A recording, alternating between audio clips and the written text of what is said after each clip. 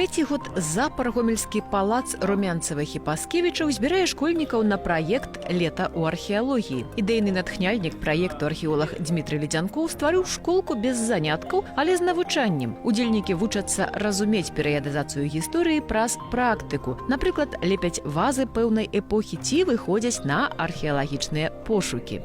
Лучше, когда школьники уже знают хронологию, то есть это с 5 классов, уже знакомы с периодизацией истории, ну и в целом до 7-8 класса. Хотя и старшеклассники, когда попадают к нам в музей, на проект «Большой музей для маленьких друзей», тоже любят поучаствовать. Для меня, когда мы ходили и шукали останки каменного века, бронзового.